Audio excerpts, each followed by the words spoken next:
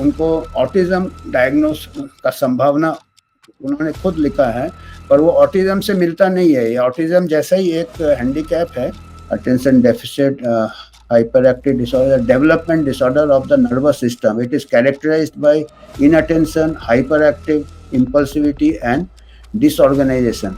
इन्होंने पैसा कमाया है और कई जगह शॉर्टकट्स भी किए हैं। माइक्रोसॉफ्ट भी कई बार कंट्रोवर्सी में आ गया था। नमस्कार, मैं डॉक्टर अमिताभ बैनर्जी यूएचओ का चेयरपर्सन हूँ और यूक्यूवाई हमारे मीडिया पार्टनर है और हम आपको कुछ ना कुछ हेल्थ मैसेज पहुंचाने की कोशिश करते हैं हर दिन। तो अभी मैं एक हमारे जैसे हमने पहले भी कई बार कहा है कि हमारे एक सहयोगी थे और है मेजर जनरल कृष्ण चौहान, उनका मैं एक लेख पढ़ रहा था। वो ब्लॉग लिखते हैं एडल्ट में attention deficit hyper activity disorder. Attention deficit मतलब अपना ध्यान एक जगह नहीं रख पाते, अटेंशन को एक जगह डेफिसिट है, अटेंशन डेफिसिट। और हाइपर एक्टिव होते हैं। हाइपर एक्टिव माने इधर एक कम करेंगे फिर उधर चले जाएंगे फिर उधर चले जाएंगे। और डिसऑर्डर तो एक जगह फोकस नहीं कर पाते। ये बच्चों में डिसऑर्डर होता था बहुत पहले, कुछ ज्यादा दिन तक नहीं मालूम था लोगों को। फिर अभी यहाँ तक अभी आया कि एडल्ट में भी ये ऐसे अभी लोगों को है, एडल्ट में भी कुछ लोगों को ऐसे होते हैं, जो कि चाइल्डहुड में होता है। ये एक मस्तिष्क का डेवलपमेंट की कमी से होता है। थोड़ा बहुत ये जैसे ऑटिज्म होता है। ऑटिज्म में क्या होता है कि वो सोशली कम्युनिकेट नहीं कर पाता। ये ऑटिज्म से डायरेक्ट रिलेशन नहीं है, और ये ऑटिज्म जैसे ही एक हैंडीकैप है एक प्रकार से, जिसको कहते हैं कि अटेंशन डेफिसिट हाइपर एक्टिव। एक तो एक जगह फोकस नहीं कर पाता है, और ये स्कूल में जाते हैं तो ठीक से पढ़ाई नहीं कर पाते, ठीक से ये नहीं कर पाते, ठीक से अपने कम्युनिकेशन नहीं बना पाते, दोस्त नहीं बना पाते। कई बार ये कॉलेज स्कूल से ड्रॉप आउट भी हो जाते हैं। तो attention deficit hyper active disorder, तो ये मैंने लेख में पढ़ा कि एडल्ट्स में भी कुछ ऐसे फेमस एडल्ट्स है जिनको कि जिससे ये पीड़ित थे इससे। और फिर उसमें बिल गेट्स का भी हमको नाम दिखा कि, तो फिर मैंने फिर थोड़ा बहुत रिसर्च किया भाई ये कैसे है। तो फिर पाया कि बिल गेट्स ने खुद स्वीकार किया है कि उनको भी, बिल गेट्स है कि उन्होंने ये लिखा है कि अगर आज के तारीख में उनको ऑटिज्म डायग्नोस का संभावना उन्होंने खुद लिखा है, पर वो ऑटिज्म से मिलता नहीं है। ये ऑटिज्म जैसा ही एक हैंडीकैप है जिसमें साइकोलॉजिकल एंड न्यूरोलॉजिकल डेवलपमेंट में कुछ है। ऑटिज्म एक हैंडीकैप है और ये एक अलग हैंडीकैप है। ये है अटेंशन डेफिसिट। ऑटिज्म में थोड़ा इनवर्ड रहता है, वो ठीक से कम्युनिकेट नहीं कर पाता, अगले को समझ नहीं पाता। ऑटिज्म पूरा स्पेक्ट्रम है। पर ये जो है ये बिल गेट्स के लिखा कि attention deficit hyper active disorder, ये बिल गेट्स का खुद का है। Reveals he might have attention problem for this reason. तो वो खुद कबूल करते हैं कि उनको यंग एज से उनको attention deficit hyper active disorder है। वो एक जगह फोकस नहीं कर पाते। हो सकता है कई परसेंटेज उसमें 2%, 5%, 10% लोगों को मिलता है अटेंशन डेफिसिट हाइपरटेंशन। चाइल्डहुड में ज़्यादा रहता है, एडल्टहुड में भी मिलता है। तो वो खुद कबूल करते हैं, said he would be diagnosed with autism. तो ऑटिज्म के साथ वो मिक्सअप कर रहे हैं, पर मैंने जो रिसर्च की देखा है उसमें दिया कि ऑटिज्म अलग होता है, उसमें भी हैंडीकैप रहता है और इसमें भी थोड़ा हैंडीकैप रहता है इंटरपर्सनल रिलेशंस में। और ये लॉन्ग टर्म इनके रिलेशंस थोड़े हेक्टिक रहते हैं। और इनका भी अगर आप बैकग्राउंड देखेंगे बिल गेट्स का, कि इन्होंने अपना कॉलेज नहीं कंप्लीट करे थे, ये ड्रॉप आउट हो गए थे हार्वर्ड से, जूनियर इसमें ड्रॉप आउट हो गए थे। और इन्होंने, इनका फ्रेंड था, कलीग था, इनसे सीनियर था, जो कि काफ़ी काम किया था, शायद उसका नाम पॉल एलन था। और उसको उन्होंने उसको भी उसका भी मैं पढ़ रहा था, पॉल एलन का भी मैं पढ़ रहा था कि बहुत अच्छे फ्रेंड, बहुत मदद किया था पॉल एलन ने इनको। अभी शायद वो नहीं है। पॉल एलन, तो पॉल एलन से मिलके इन्होंने माइक्रोसॉफ्ट के को-फाउंडर थे ये बिल गेट्स, और उनका जो सीनियर पार्टनर था पॉल एलन, ये बचपन के फ्रेंड थे, गैराज में इन लोग प्रोग्रामिंग करते डेवलप किया था।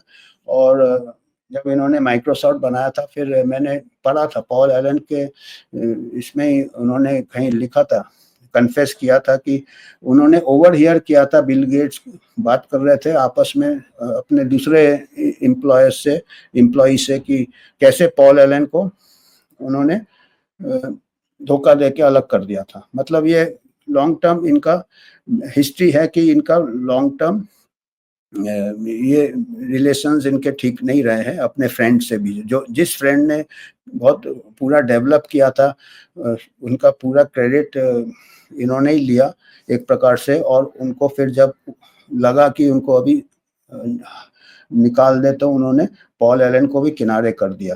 पॉल एलन अभी गुजर गए हैं, उनको अभी है नहीं, उनको कैंसर था, गुजर गए हैं।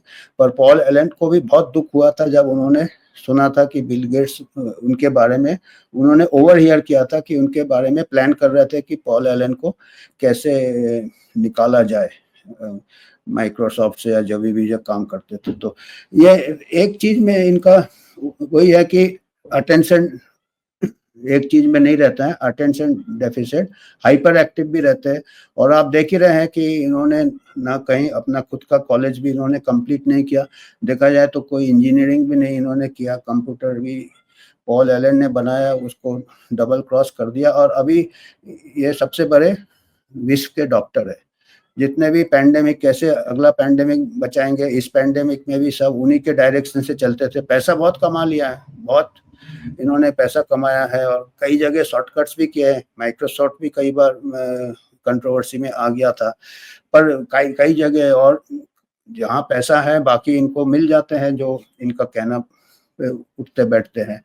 तो ये आपको इसके ऊपर पिक्चर भी बन चुका है, जो कि थोड़ा सा आपको आइडिया होगा। ये attention deficit hyper active disorder, I am Khan, ये शाहरुख खान ने थोड़ा इसको बताने की कोशिश किया है कि कैसा डिसऑर्डर होता है। तो इसमें अपने बारे में सोचते हैं वो, और जो है कि लॉन्ग टर्म, जैसे मैंने बताया, लास्ट वर्ड उन्हीं का होना चाहिए। ये इतने सेल्फ सेंटर्ड होते हैं ऐसे, अटेंशन डेफिसिट हाइपर एक्टिव भी होते हैं डिसऑर्डर, और अपना वर्ड उनका आखिरी शब्द होना चाहिए। तो इसीलिए शायद इस मिस इन्फॉर्मेशन शायद ये पसंद नहीं करते। मिस इन्फॉर्मेशन मतलब दूसरा जो बोल रहा है वो मिस इन्फॉर्मेशन है, इनका बात ही सही है। इसीलिए शायद इन्होंने इस महामारी में भी WHO के जरिए, या पूरे जितने भी सोशल चैनल थे, फेसबुक, यूट्यूब, और इवन मेडिकल जर्नल्स को भी इन्होंने पूरा इनका जो इन्फ्लुएंस था, तो ये इनका जो डायरेक्शन है वही लास्ट वर्ड है। तो अगर हम इस दिशा से देखें तो थोड़ा बहुत हमको पर्सनालिटी समझ में आता है, और हमको ये भी फिक्र होता है कि ऐसे लोग अगर इतना कंट्रोल करे वर्ल्ड अफेयर्स, और तो कितना मतलब एम्बिशियस हो जाते हैं, अनबैलेंस पर्सनालिटीज है, और ये खुद कबूल कर रहे हैं ये तो इनका कि इनको अटेंशन डेफिसिट है, और हाइपर एक्टिव है, और डिसऑर्डर है, या ऑटिज्म है। तो ये थोड़ा सोचने का बात है। तो हमने सोचा कि आपसे इसके बारे में, ये देखिए, attention deficit hyperactive disorder, development disorder of the nervous system. It is characterized by inattention, hyperactive impulsivity, and disorganization. The spectrum of symptoms is very wide. Please read more about childhood. Childhood में बोला जाए कि ये childhood में पहले describe किया गया था, और अभी पाया गया है कि कुछ एडल्ट्स भी ऐसे होते हैं। कई एडल्ट्स तो बच्चे ही होते हैं, बड़े होते नहीं इन एडल्ट्स। ये देखिए एडल्ट्स में ये इन्होंने लिखा है जनरल कृष्णन ने, is deficient hyper active disorder. तो ये हमको थोड़ा उसको मद्देनजर रखते हुए इनके पॉलिसीज को सोचना चाहिए, और हमको देखना चाहिए कि हम ऐसे लोग के पास अगर इतना डायरेक्ट या इनडायरेक्ट पावर अगर आ जाए तो हमारे लिए कितना फ़ायदेमंद है या नहीं है, ये सोचने वाली बात है। तो आज हमें यही मैसेज देना था।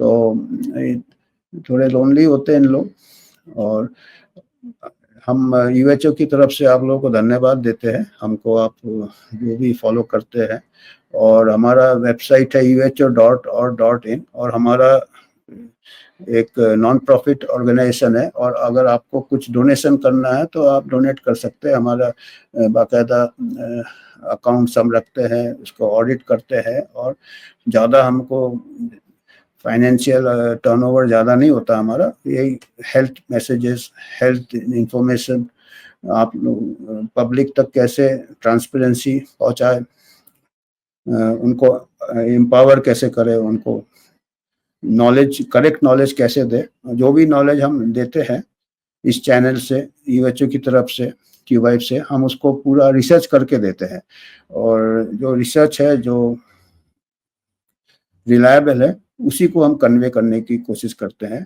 तो आपको अगर कुछ डोनेट करना, आप कर सकते हैं। धन्यवाद।